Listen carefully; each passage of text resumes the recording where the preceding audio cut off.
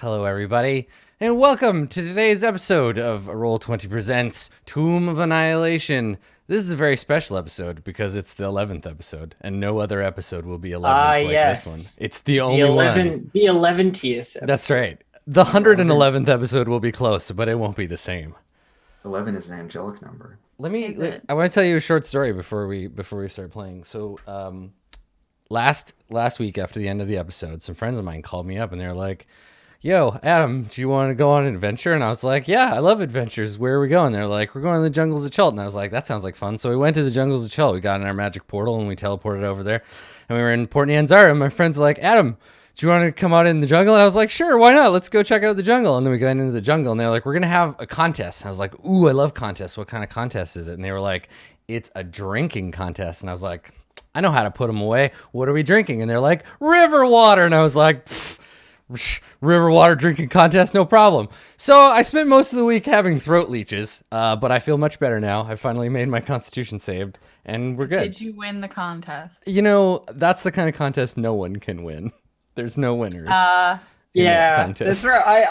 I wish you great luck recovering from those throat leeches fully. It reminded win that it contest. reminded me that this is a thing that I think we always forget when we play games like D&D, that for us to be like, you spend 8 hours of the day walking through the jungle. It's easy. It's easy for us to elide that. Yeah. But walking through the jungle for 8 hours a day Sucks. totally fucking sucks. Well, let's all be happy that we're not adventurers, because while pretending to be an adventurer... Speak for yourself. Whoa, damn, whoa. Look at the wizard's lab that Elf finds herself in this week. Yeah, that's right. Full of ancient artifacts called compact discs. Yeah, with like a laundry rack behind me there. You and- really, Mystical it really does glowing look... discs. Yeah, it really looks like you're coming to us from like a college radio station. It's my dad's office. Yeah. Coming to us live from CEL Radio, it's Ishi Snaggletooth. Yeah, I'm in Montreal this week. I am so glad that we get to play. I was totally me too. laid up all week, feeling miserable, and I've found that I have about 4 or 5 hours of energy on any given day right now while I'm recovering. So I'm gonna use it. I'm gonna use it on this. This is it. Yeah, get ready to piss it all away on. Pissing it away on you nerds. So before we get started, for anyone who might not have tuned in before, anyone who might be joining these lovely nerds for the first time, let's do the quick race, class, subclass rundown. Distracted Elf playing today. Ishi Snaggletooth, tell us about your character. Yes, hello. I will be playing Ishi Snaggletooth, the Kobold Fighter Battlemaster, level 4. Excellent, thank Or you. no, level 3. Look, it's Are we level 3? aspirationally level 4. Level 4 in like 20 XP, god damn it. Typical kobold. I'm level 4. You're level 3 and 3/4. I'm not sure Like that when you you ask little kids how old they are, and they're In the window below, everybody's favorite kobold, it's the taciturn furbolg, who we're all seriously terrified of. Andrew, as well you should be. Andrew playing our furbolg friend. Tell us about your character. It's Little Fox. She is a level 3 barbarian of the currently a bear totem barbarian. Yes, and we've made the But it's poetry just layer their adjustment. jobs. Yeah. Yeah. And she's friend to all animals, and she's 8 foot tall, and will tear your arms off and beat you to death with them, that kind of thing. Friend to animals, enemy to everyone else. Excellent. Bringing up the magical side of the table. We got down below. Dave T. Human playing our sorcerer. Tell us about your character, Dave. Oh, I'm playing Malik, and he is a human as well, like me. But he's a sorcerer, not like me. And he has a draconic heritage. That's where he gets his powers from brass dragons, somewhere way back in the history form. Nice. Yeah. Cool. And then rounding out our party of misbegotten goons, the only character more interesting than a jar of infinite mayonnaise. It's Arcturus, whose last name I'm still no good at pronouncing. Tell us about your character, Blue Jay. Vuvaxath. Vu. it's not that hard. I know, but I every time I try to pronounce it, I just Vuvaxath. yeah, like the big horn they play at soccer games. I'm sorry, football games. Tell us about your character, Blue Jay. My character is Arcturus Vuvaxath, not Vuvuzela. And he is a not a horn-like instrument. No. A Triton, a Tempest cleric of Istitia, which is a water god of the primordial plane. Yes. And he likes long walks on, around, and under the beach, and not boats. No, certainly not. Shout out to our boat. Rest in peace. Yeah. Pouring out for a dead boat. Pour out some mayo. For Yeah, the boat. pour out a jar of mayo for the dead boat, everybody. If you actually do that, please send me a picture. Mayonnaise is disgusting, and I want it on the ground. If I actually had mayo in my fridge. Cool. Well, yes, I kid, but when shit hits the fan, it's Arcturus that I would be looking to flee from, because you're basically a living mortar. So Yep. Yes. like, just dangerous business. This one. Arcturus just has the finger guns and like points it somewhere and explodes. I mean, I would be very scared of Little Fox, but if Little Fox was coming at me, I'd see it. Now, If someone like if Arcturus, it's just like you're just gone. I don't Like, think, Blue Jay, I don't think I need to warn you about the dangers of speculating about whose character would win in a fight against whose character. We all need to be very careful about, there's a history here of these sorts of brags not going well. Adam. Yeah. Here's the thing, is that we're all third level characters and the game is balanced, and therefore there's no, anyone could win. Yes, yeah. There's no clear answer. If you put a level 3 barbarian and a level 3 tempest cleric in an empty 100-foot by 100-foot room with no features, there is a 50-50 chance that either character will win. Obviously. Yeah, just buy the numbers, baby. That's how game design works. Or you could just roll one a lot. Yes, that's true. Look, it's not you at the wheel, so I don't think. Okay, all right. I don't have the luck of the elves, although Yeah, I but do see- have. but the see, That's weekend fine. That's crayfish. fine. One sec. Let me reclass over to Paladin and get Champions Challenge. For everyone in the audience who's wondering what the hell we're talking about right now, this is what happens when you play games with the same people a lot. Yeah. You develop these deep-seated. Listen, it's fine. So Deep-seated memes. Yeah, memes. Just heavy memes. Yeah, heavy memes. So yeah, let's create some new memes today. Let's make some memes together, everybody. So the last time we saw our party, it was in the fine environs of the totally sanitary Camp Vengeance. Yes. And Camp Vengeance, if we will remember, is an Order of the Gauntlet camp. They would say it's deep in the jungles of Chult. I would say it's not that deep in the jungles of Chult. It ain't all that. It's average to middling low. It's like a third. It's like a third of the way in. Yeah. You've been introduced to a whole bunch of new NPCs all at once, because that's what happens when you spend a bunch of time out in the wilderness. So we've met Sister Sias, who is a cleric of Helm, Torm, or I think they're all the same god, honestly. I know it makes me sound like cleric of hand guy. Yeah, one of the many hand gods of the Forgotten Realms. This one, or the one with a thing on it. And we've met the obnoxious Niles Breakbone, a Cormyrian noble and explorer. Niles Breakbone, yep, Commander Breakbone. Really, his first name is Niles? His name is Niles, yeah. Oh, okay. Yeah. And also Ord Firebeard. Now there are a couple of other officers around. We haven't met with them yet. Yes, yeah, Colonel Kurtz, pretty much. Though not quite yet. This is Kurtz before things get real bad. And then perhaps most importantly to those Faerunian scholars out there, a mysterious pair locked away in a cage have made a deal with our little friend Ishi to free them. I have to find their stuff and a key. The roguish, the roguish and somewhat filthy artist Simber and his mysterious silent friend. The two of them are locked away. And I think that's where we fade in on, right? We fade in on the cage. It's like twilight. Night is falling in the jungle. There's a nervous kind of tension. Guards up on the guard posts look out over the jungle as if in anticipation of some terrible attack. And we pan down to the back corner, the soggy ground of the latrines, the camp's makeshift cage sunken slightly in the murk. And the hands of Artis Simber clutching the bars, staring out hopefully, his eyes a shocking white against the filth of his face and beard. He's just wearing like regular clothes, the kind of clothes you'd wear underneath armor.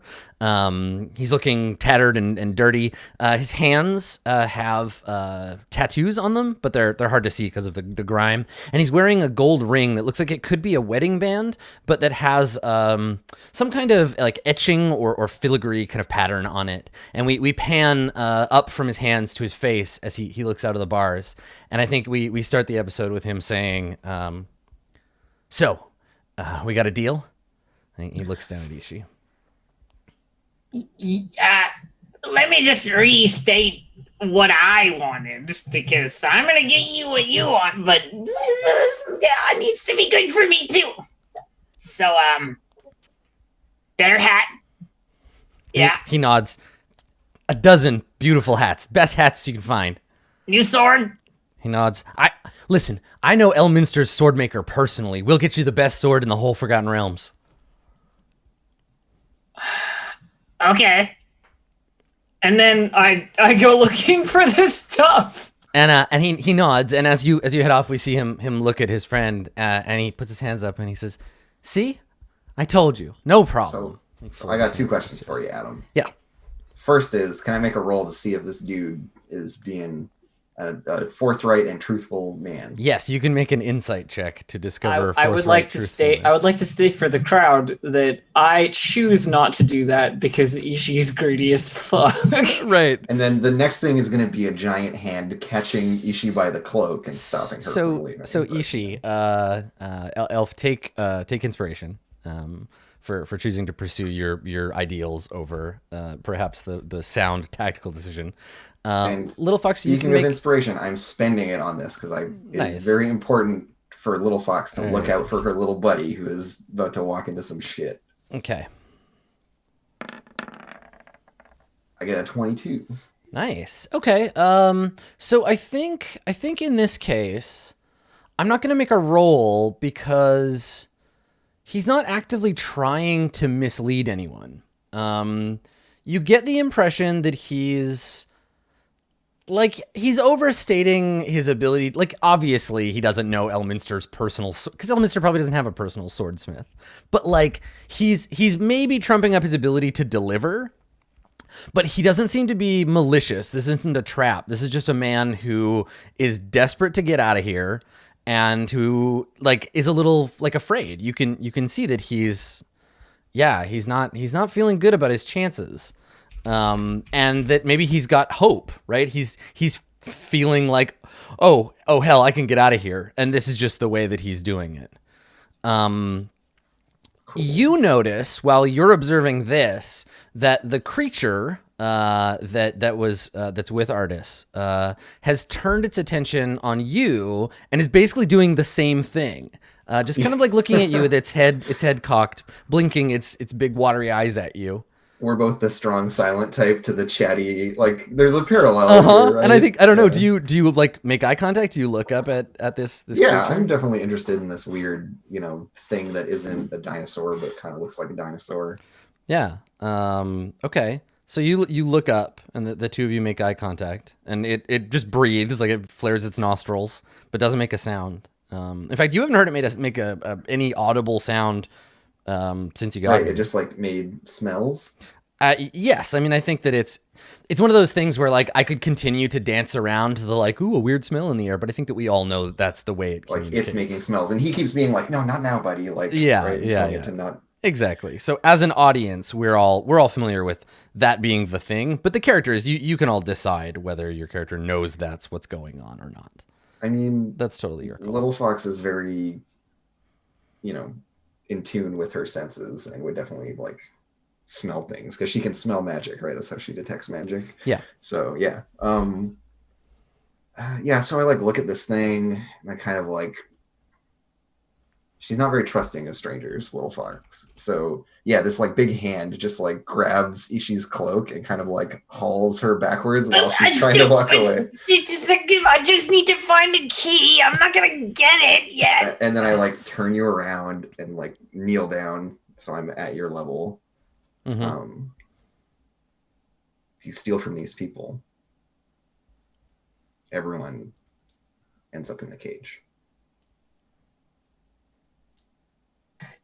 You're missing one very important part of that equation. And that's that if I steal unsuccessfully from these people, then we all end up in the cage. But if I steal successfully, then we get this guy out. And then what? And then I get... And she gestures to like the wall, the guards, the whole like, if they're out of the cage, then what, right?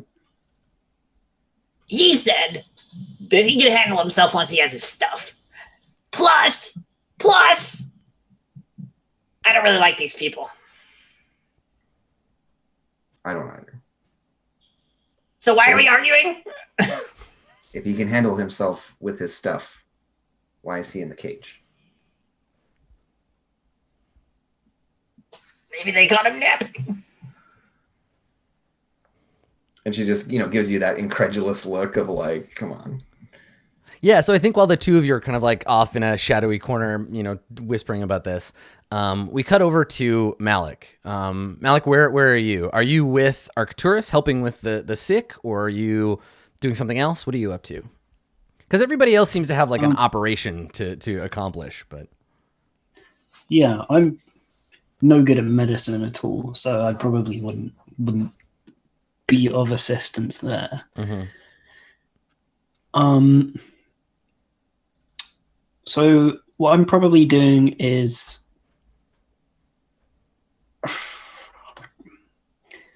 do you think that their like map of the area and stuff is all going to be in the commander's tent? Yeah, definitely. Captain Breakbone. Yeah. Commander,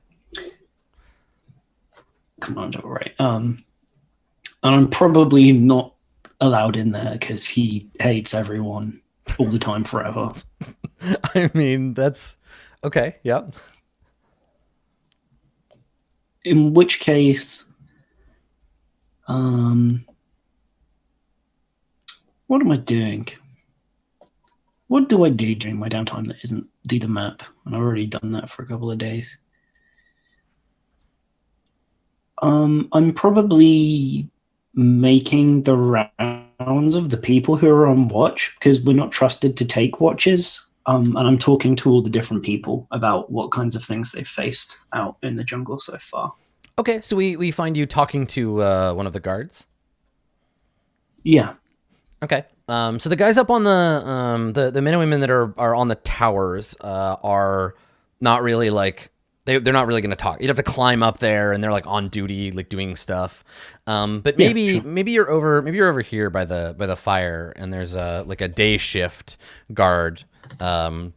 And she's just finished her shift, and she's sitting by the fire, drying her boots over the fire. And one of them has a big hole. One of the boots has a big hole in it, and like she just looks like tired and run down. And it's not so much. I think the conversation isn't so much that she wants to talk to you because she wants to, but because she's just too tired to like fend off a curious outsider.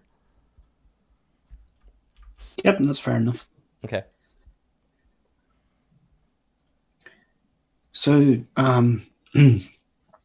obviously not going to trust outsiders to take a watch ourselves, but while I'm here, I'd like to make myself useful at least. What kinds of things have been attacking the camp? Is there anything that you can tell me that might be useful? She sighs, and she says, horrors all kinds of horrors. Some nights it's the dead.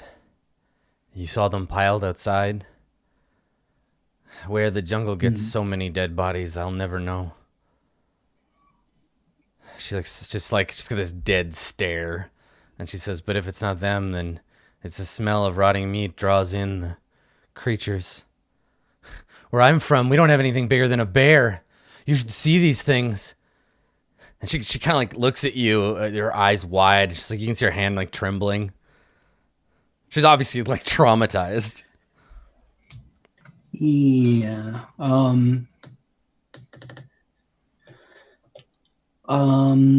Yeah, I'd like to try and calm her down. I think I say, well, you're not going to be stuck out here forever. Despite what's happened before. We know you're here. We'll try and get word back when we visit the port. See if they can't relieve you of this. But for the time being, I can probably do something about that smell. That's something I could help with. And she just kind of blinks at you. She says, I mean, I'd given up hope going anywhere. I thought I was going to die here. I mean, I think we all, she like looks around and then like gets quiet. I think we all think that already. I mean, Commander Breakbone, he keeps saying that reinforcements are coming, and she just shakes her head. Just like stares into the fire. Yes, well. Anyway, I shouldn't talk to you about that. No, let's see. Here, just give me those for a second. And I just like take the boots that she's trying and the rest of her clothes. I take a minute to like tidy her up a bit, prestidigitate most of the war out that I can. Like make it so that the things aren't quite as like ripe and gross smelling for the time being. We'll get back that way, especially since she's got holes in those boots and that, but I'm gonna help for now. Okay. Why don't you make a persuasion roll? Okie dokie.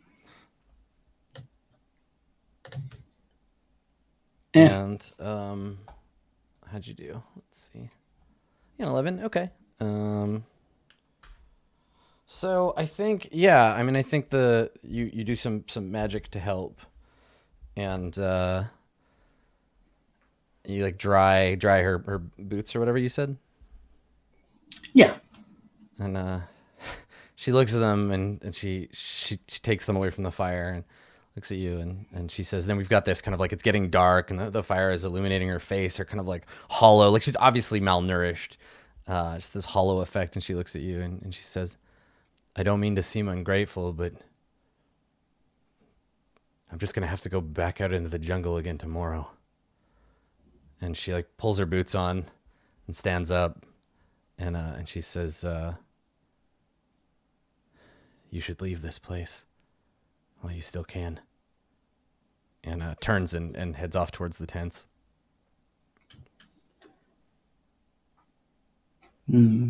Yeah, so with kind of like a frustrated, like helpless look, Alex just like looking into the fire as she leaves. But that's probably all you can do for now. So meanwhile, Arcturus, are you in the medical tent? Yeah, I'm doing as much as I can to help take some of the load off of this, like obviously overworked also woman, and try and tend to any of her patients. You said there were like 10 people. I think that like Arcturus isn't a doctor, but he is a healer and he's been trained in medicine. So there's an amount of just like general like cleanup and making things more sanitary because she probably hasn't had time to handle that. And that's one of the ways that diseases are spread is just through things being like shitty and horrible and And I mean, gross. from a religious perspective too, like all of this stagnant, still, like this is killing water, not Yeah, healing well- water. This is like Istishia would be like, "Yo, you were mistreating this pond situation." Well, yeah, and like that's why I had talked to Ishi about trying to get it so that the water wouldn't pool up and still. And I have create or destroy water, which can destroy 10 gallons of standing water of any kind of water. So I would definitely use that because I don't have my lesser restoration prepared today, but I can use that. So it sounds like maybe instead of doing like healing stuff, you're out looking at the standing water situation, the sanitation situation in here. Well, I don't have lesser restoration prepared right now. Totally. So it would be like just basic, like if there's any like wrapping things with gauze, just medicine check work, which I think we already did a medicine check. Yeah, you got that. And then like after that, it would be taking care of the standing water. Okay. And, make a survival check to kind of get an idea of what the deal is in this place, like why it's like this. 12. 12. So it seems like the like body heat and like the people being in this fairly small place is attracting insects from elsewhere. Like you notice that the insects are not they don't seem to be like, you don't see a lot of like eggs or whatever. Like they seem to be coming here from some other place. And maybe you see in the kind of night sky, you see a cloud of them kind of approaching. And the way they've dug out the fortifications and the fact that it rains so much, you can see that Niles, or whoever was in charge of fortifying this place, does not have the right kind of understanding. Like this would be a fine camp in a drier terrain, but they've prioritized the defenses over like drainage. And you can't really see a way to not like make that, like you could dig ditches for the water to get out, but it would undermine the wall basically. Like you could make it so that things could drain, but it would also make it so that people could get in. Yeah, it would create weak points for sure. But I think that when I see what you said about like the insects coming from elsewhere, they're not like being born here. I would probably remember that Malik has been applying some insect repellent over and over again. And probably see if I can search him out and like ask to look at a pot of it and see what it's got in it and see if there would be a way for these people to make something like that. Okay. Yeah, Malik, you and Arcturus like find each other sort of mid camp somewhere. Yeah, and I'll be like, Malik, I was looking for you. You that smelly the stuff you've been putting on that you say makes the insects go away. Do you know what's in it?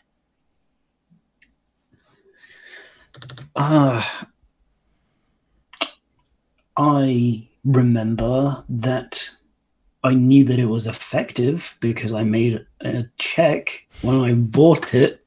Does anybody have how much? I mean, to find out what's in it, does anybody have proficiency with the alchemy toolkit?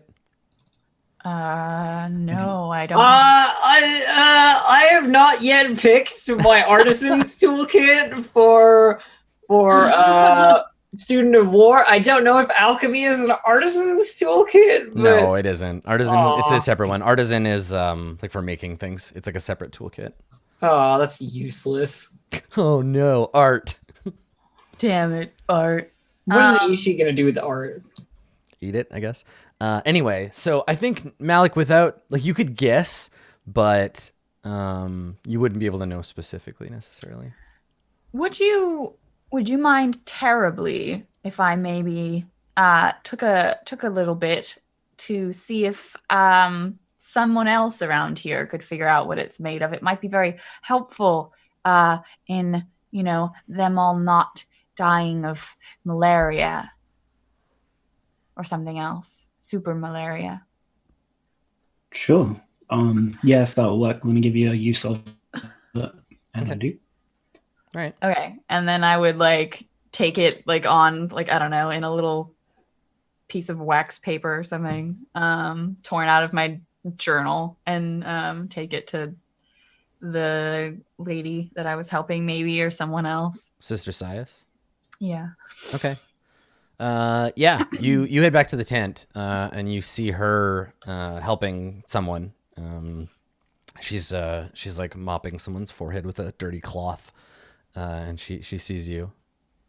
Sister Sias, if I could have just a moment, I know you're quite busy, but this could help these people, perhaps. I'm going to keep working. You can talk to me if you want. Of course. Do you have you heard? And he holds out the paper, and it's got like this like very smelly. Yeah, she like wrinkles her nose. She's like, "Oh, what is that?"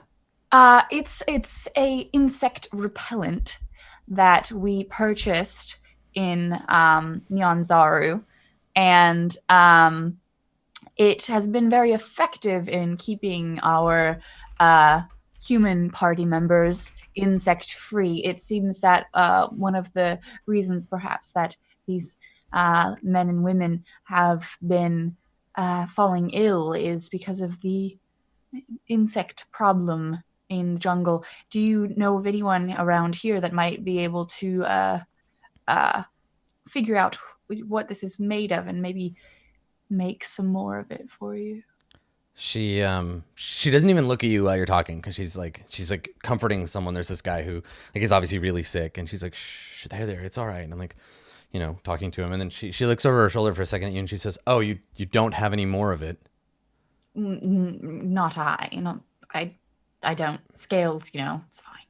Because there are a lot of men and women here who, unless you have another 50 pounds of that stuff, we just don't have time to be. I know you're just trying to help. And she's like, the person she's talking to is like passed out or fallen asleep. And she stands up and like wipes her hands off on her apron and looks at you, looks at the stuff. And let me see if she has any appropriate skill. But, yeah, no, not really. She's like a magic-y priest, not a alchemist. Yeah, I think she looks at it and she says, we just don't have anyone that can do anything like that. We don't have a lot of use for alchemists in the order. At least not out here. I mean, maybe in the fortresses up north, but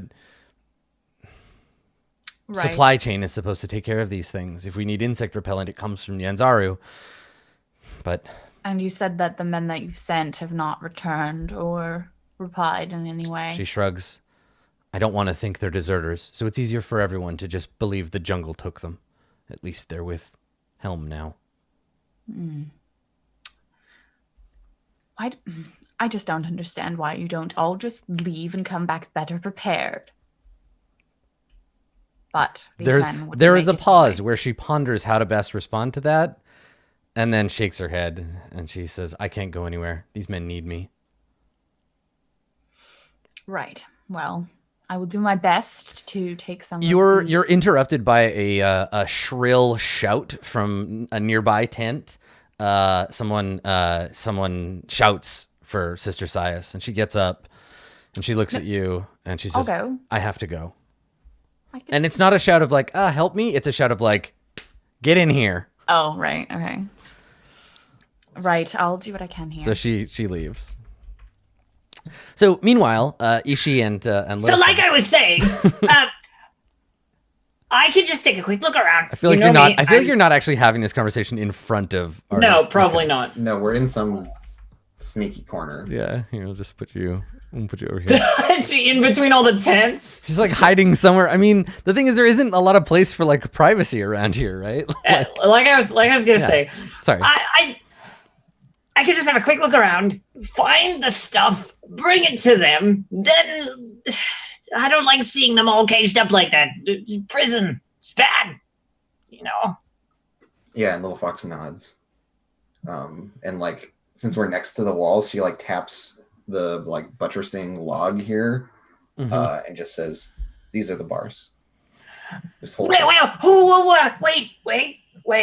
Little Fox, I just had an idea. Remember when we were in the prison in Yanzaru, and you just took the bars and went like this? Can you do that? On the other?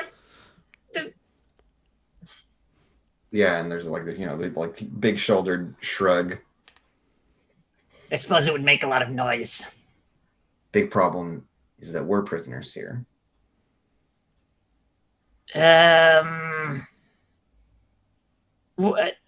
Wait, what? No. And she just gives this like knowing nod, like, Okay, well then you shouldn't be too upset if I upset our jailers by accidentally letting a key fall into my pocket and make its way to our other captives and so forth. And I don't understand why you're trying to stop me. and she like sighs because she's just running out of energy to like argue with. And just says, fine, you go, I'll follow.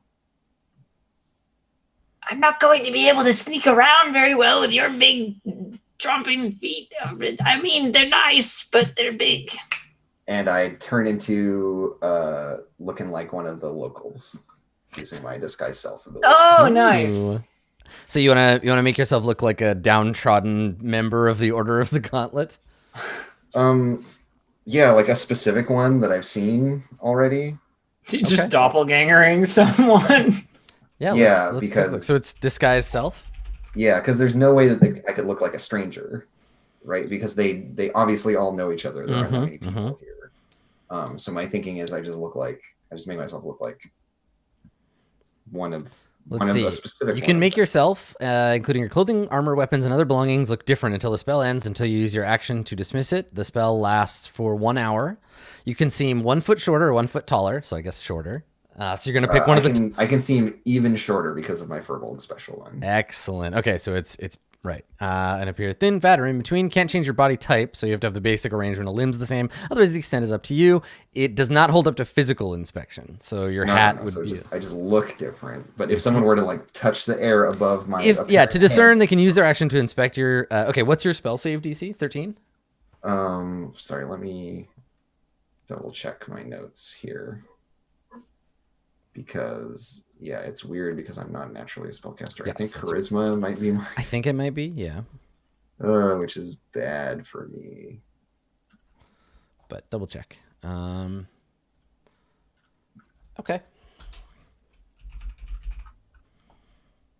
Doop. Here we go.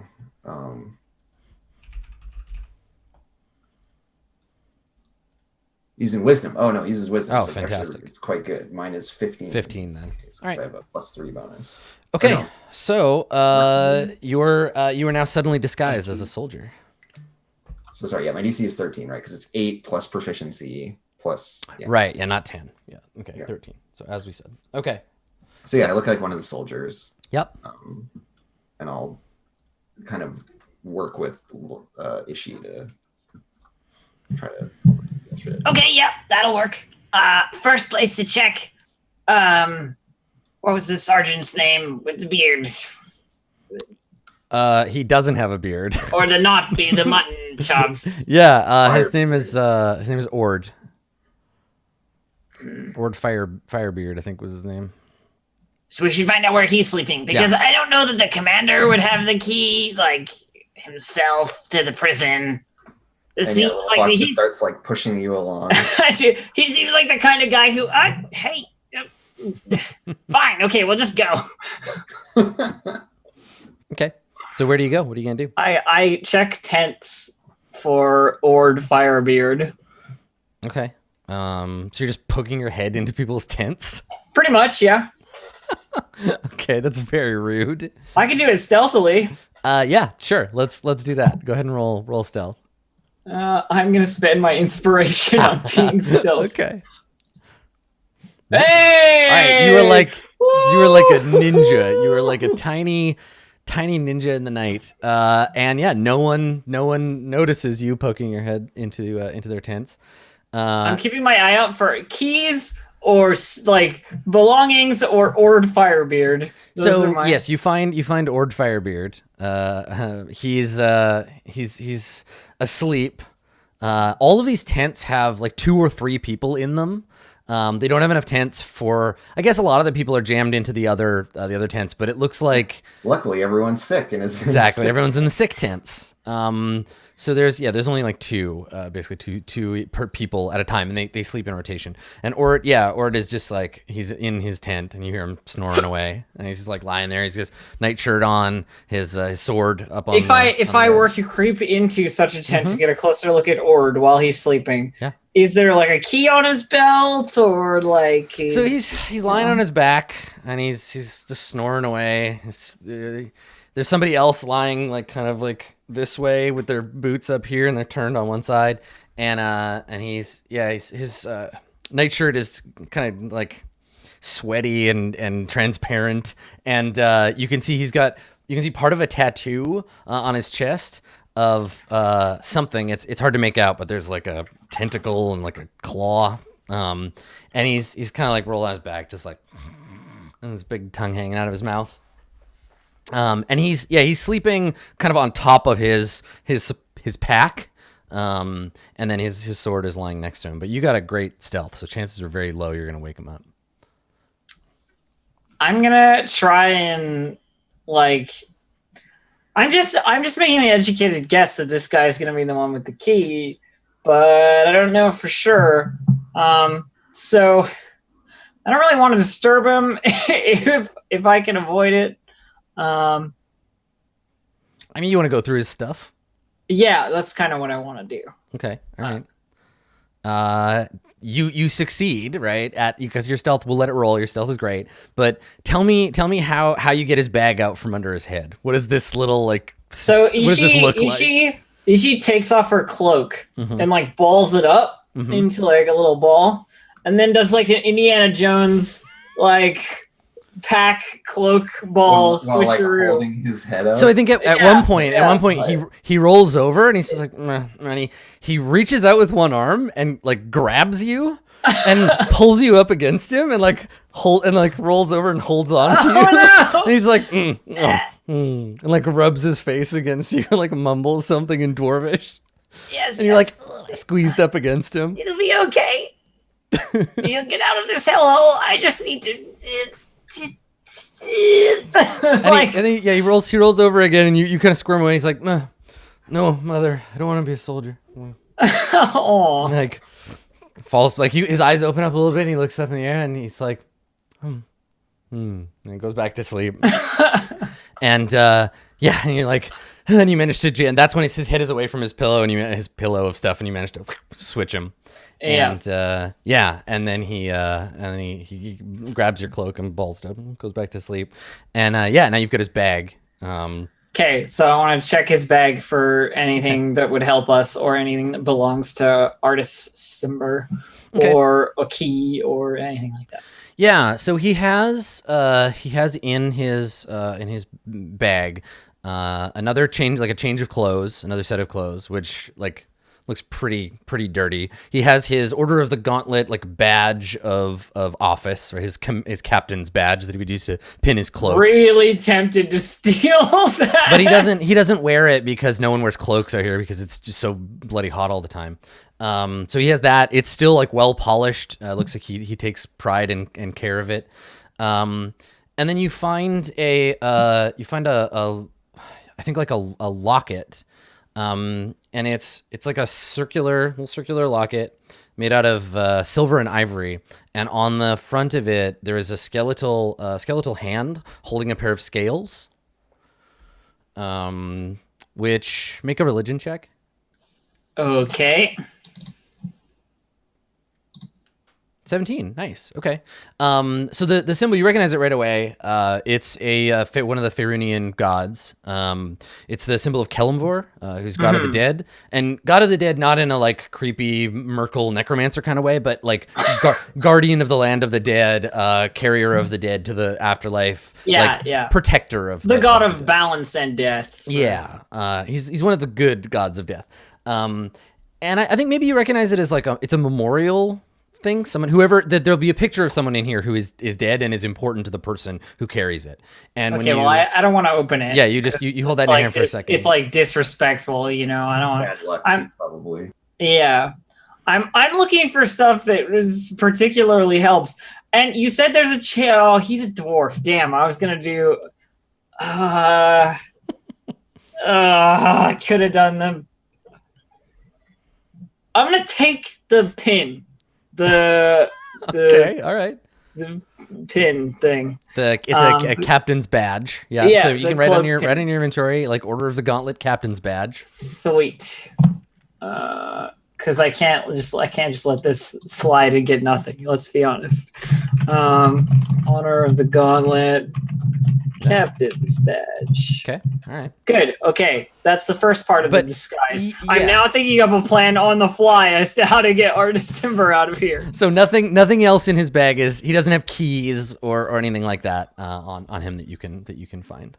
Damn. Yeah. Okay. Well, then I put his bag back and I get my cloak back if I can in the same Indiana Jones switch. Yeah, and motion. I think this time when you start to pull the balled up cloak away from him, he grabs at it and he says in calm, he's like, no, it's mine, you filthy goblin.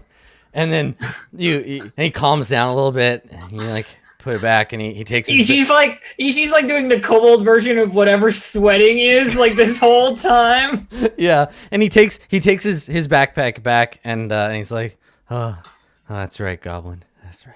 It goes back. Meanwhile, outside, the pretending to be someone else, little fox.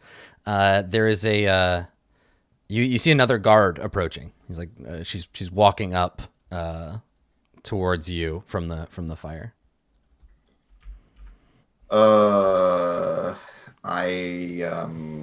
How obvious is it from here that Ishii is in this tent? Not at all. She's practically invisible. Okay. You know where she is, but no one else does. A 26 is basically better than anyone in this place has the ability to detect currently. I'm gonna go to the latrine so that this person doesn't try to talk to me because I don't even know what the name of the person I'm pretending is, right? So I'm just like I don't make eye contact and I put my head down. I walk towards the latrine. So you start to walk away and you hear the woman say, "Hey, Tall Castle."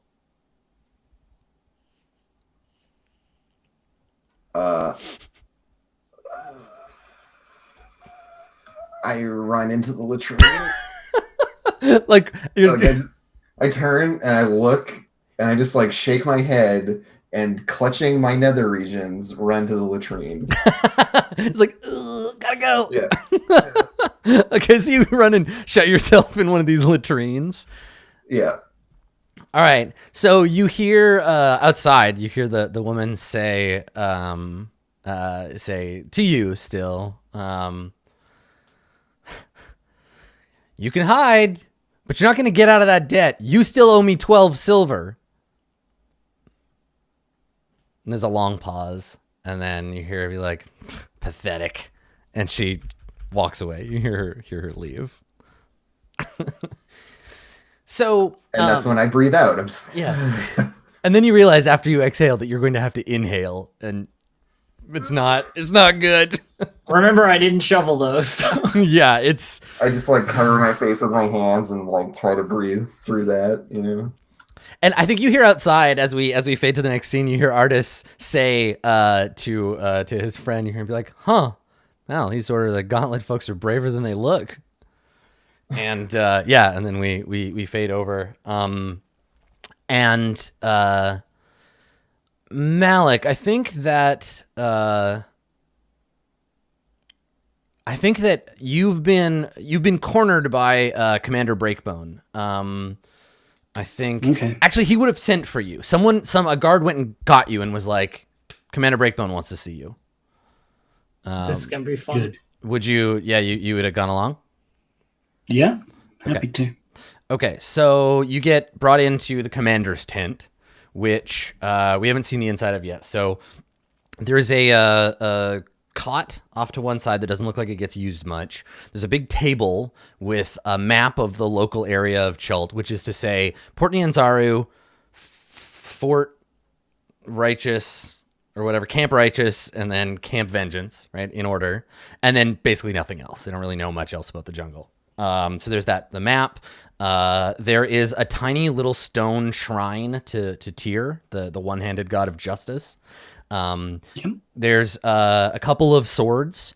And then in the corner of the room, you see a big pile of what your adventurer senses immediately tingle to let you know that, like, yo, that's loot. That is like hella loot. Would you like me to describe the pile to you? Is there literally a loot there? No, there's no literal loot. Gosh. I mean, yes. Okay, all right. I mean- So Malik doesn't want to know, but I do.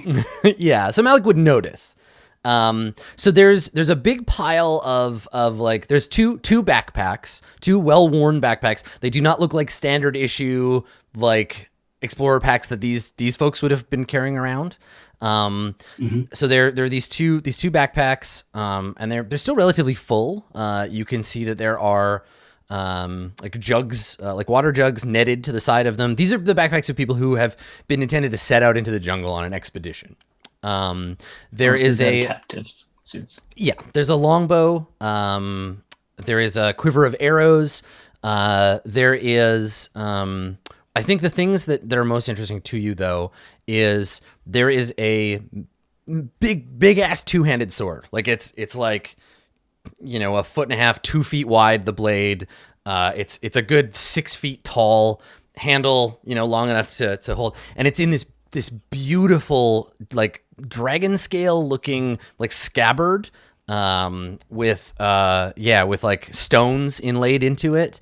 I'm And playing a sorcerer, Adam. You can't do this to me. You know who could wield that, Dave? Yeah. so yeah. this beautiful two-handed My other sword. characters.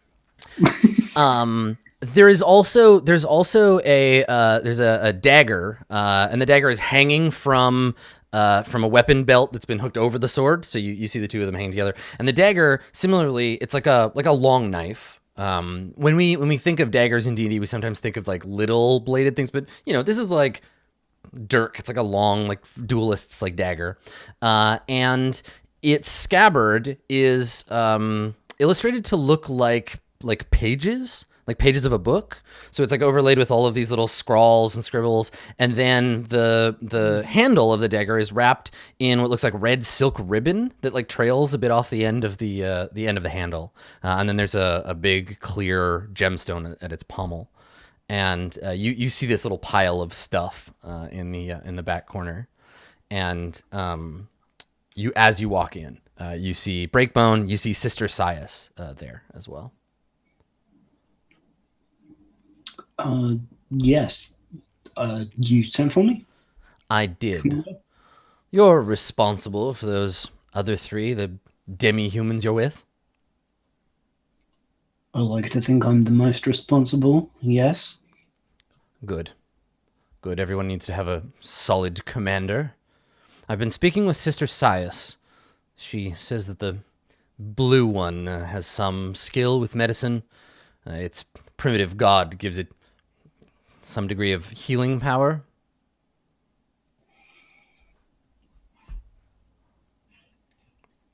You're not mistaken in assessment? We are conscripting it.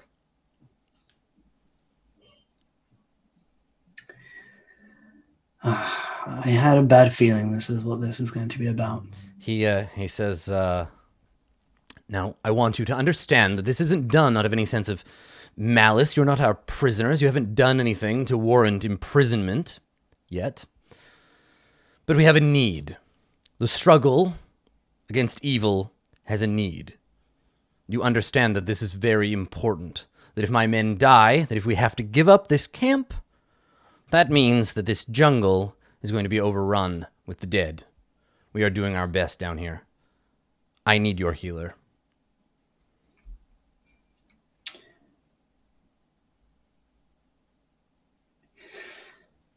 There are many things that this camp needs. The first of which is not to be making enemies of those that would willingly help you otherwise.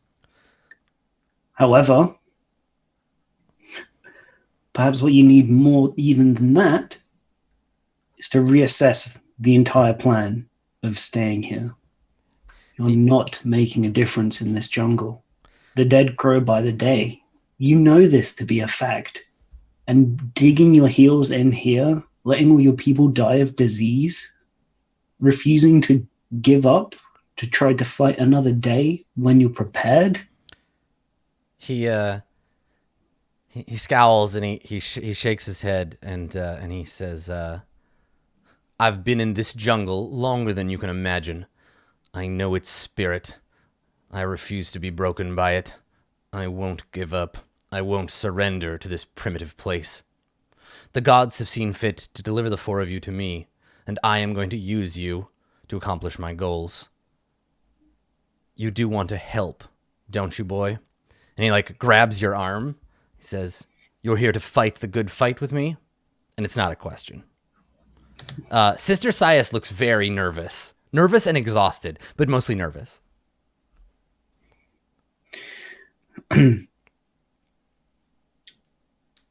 You know, it's been a long time since I've asked myself why I'm here.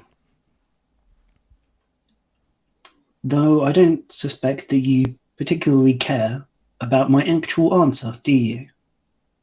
He shakes his head. Everyone has their own personal reasons to be on this sacred mission. And whether you know it or not, you have one as well. I have a mission for you and your subhumans. Go and gather them. I'll tell you the details. And he like, "Let's go."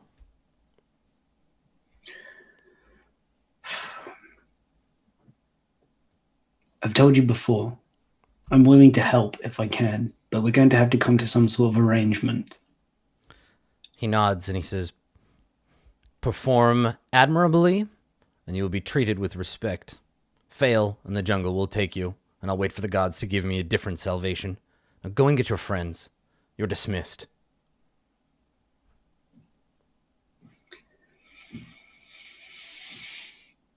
However, the diplomat, he bites his tongue hard and walks out. Okay. So you get a few paces out of the tent before Sister Sias comes out behind you, and she says, "Malik." Yes. Arcturus, you can hear Malik and Sister Sias talking outside if you want to come out.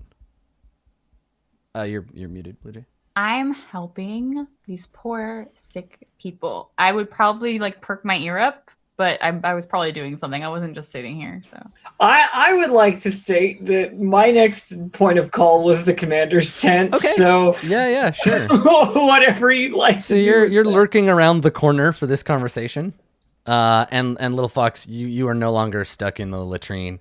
Can I? Yeah. But after this conversation, we'll cut back to Little Fox and see what happens there, because I think Artis has something to say. But so anyway, meanwhile, Sister Sias comes out and is like, "Malik." Yes.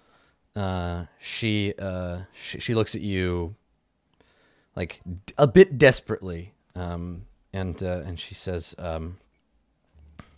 "We're not all like him, fanatics." And she like looks back at the tent. It's just desperation does things to men.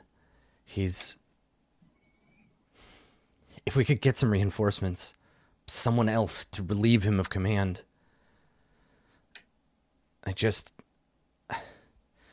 People are dying. I don't know what to do, and there was nearly a mutiny the last time there were outsiders here. It was all that the captains and I could do to convince him to just lock them up instead of having them executed. We don't have the morale to go through that again. Please. And it's like the please doesn't come with a specific like request. Just like, please don't make this worse. Mutiny is the only way. It must be mutiny. I mean,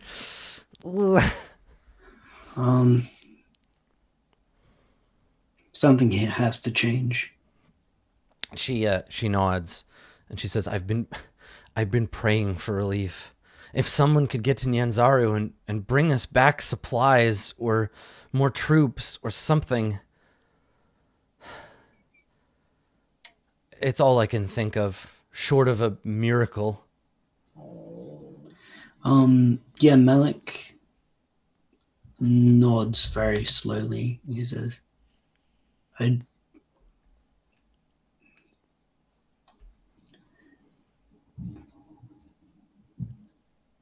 I know what it's like to fail in your duties as the person responsible for other lives. It didn't make me go the same way, but I can't say that I'm coping much better than he is, honestly. But I'll do what I can. I'll find the rest. We'll see what he wants, and we'll try and help. I do feel for you all out here, trying to do good. She grabs your arm, but not violently like Malzid, but like desperately, like just to have some human connection with a person who isn't like dying. So she grabs your arm and she says, you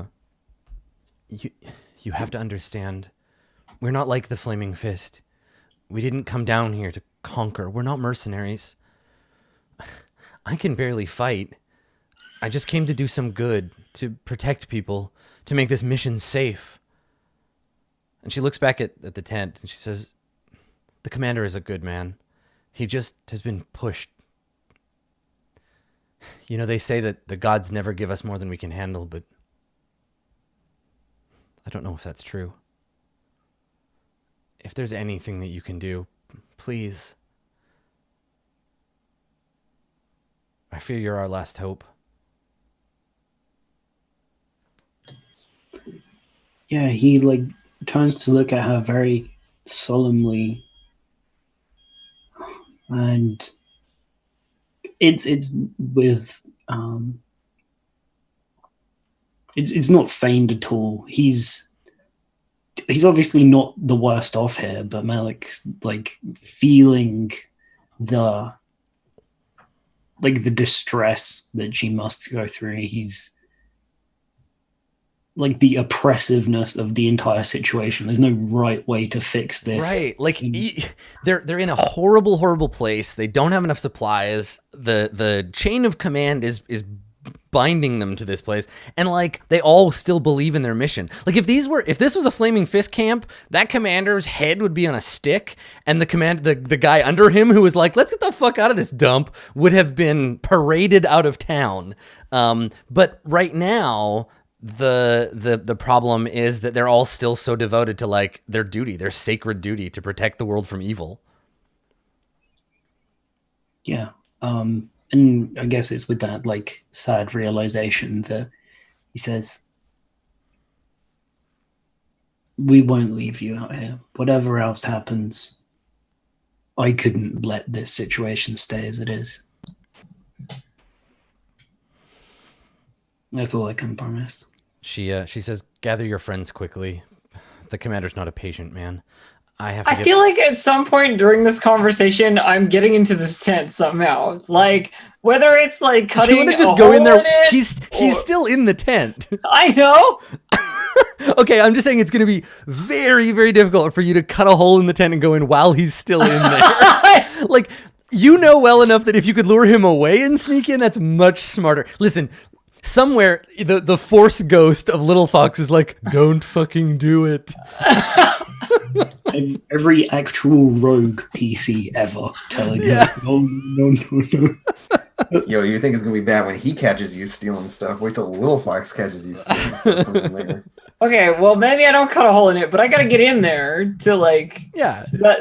Like I'm not super aware of the rest of this crap going on. I'm on my own mission here. So maybe when Sister Sias is like, gather your friends quickly, he's not a patient man, and we cut back to you looking at the tent like, maybe I can cut a hole in this thing. We'll take our first break here, and we'll come back and we'll get the whole gang together, and you can talk about what the plan is. So cool. All right.